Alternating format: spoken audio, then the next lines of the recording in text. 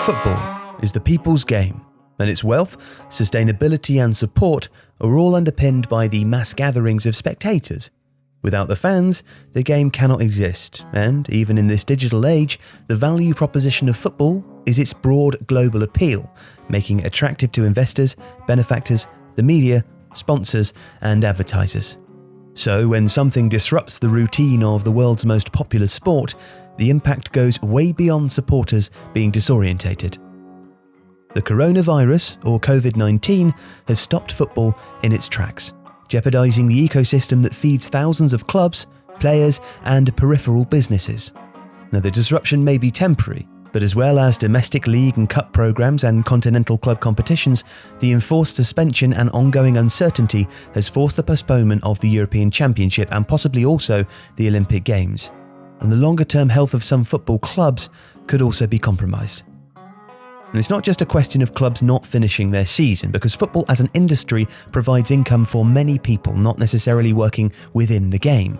Local shops, restaurants and bars have grown up around clubs' home grounds and have become accustomed to profitable footfall on match days. Furthermore, broadcasters have effectively fueled the dramatic growth of football with vast sums of money being paid for TV rights. With games at the crucial end of the 2019-20 season now suspended until further notice, the prospect of falling subscribers, viewers and advertisers is very real. Should normal services not be resumed, there may be a push to renegotiate broadcasting fees, and the knock-on effect for future seasons may bring to an end the cycle of ever-increasing rights fees. This, in turn, may lead to lower wages for players, and with clubs' revenue also impacted, increased admission prices.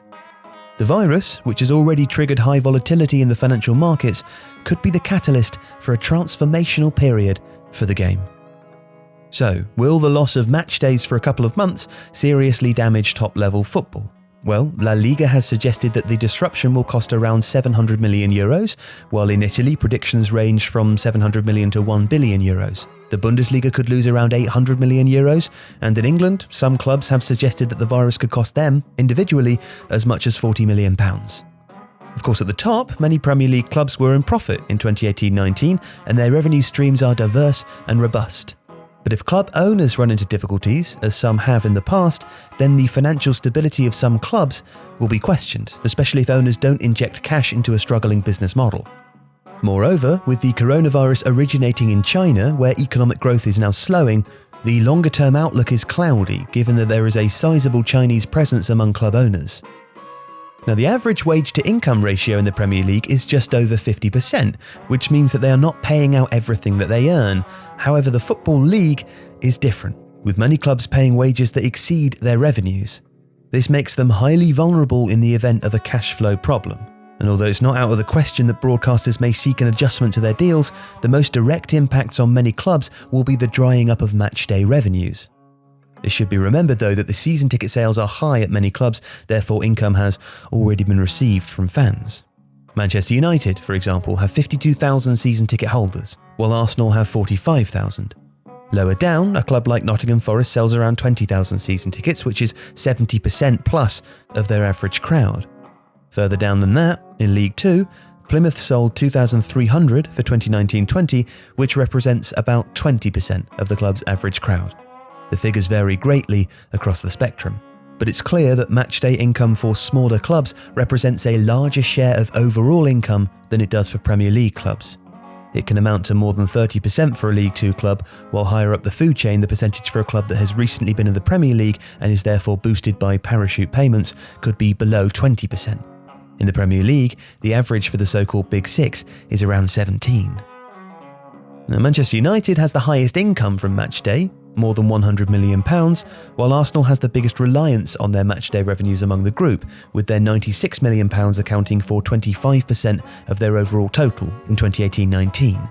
Lower division clubs who do not benefit from high broadcasting fees or global sponsorship are more reliant on community backing and smaller businesses, which will undoubtedly suffer through the crisis. Hence, the effect on smaller clubs might be two-pronged: missing matchday income and troubled sponsors. The crisis will undoubtedly highlight the huge imbalances in football. For instance, Crewe Alexandra, in 2018-19 generated income of £3.2 million, while not too far away, Manchester United earned £602 million. Naturally, the smaller clubs are far more exposed and some have little margin for error. The story of Bury demonstrated that clubs can fall into the abyss, and in recent months there have been concerns about the financial health of Morecambe, Macclesfield Town, Bolton Wanderers and Oldham Athletic. If there is a liquidity crisis in English football, then clubs that have been on the brink of disaster could be pushed into bankruptcy, or at the very least, administration. Similarly, the transfer market could also seize up, which would be a major blow to clubs that rely on player trading to balance their books. It's not inconceivable that there will be casualties in the form of failed clubs, player redundancies and debt defaults at the lower end of the footballing food chain. If nothing else, this crisis should prompt a proper reassessment of the financial state of English and indeed European football. The game is awash with cash, yet too many clubs are a missed payday away from disaster. Better provisioning for adverse trading conditions and not just relegation to a lower division, and a more realistic wage structure must surely be under consideration if the future of the current football structure is to be maintained.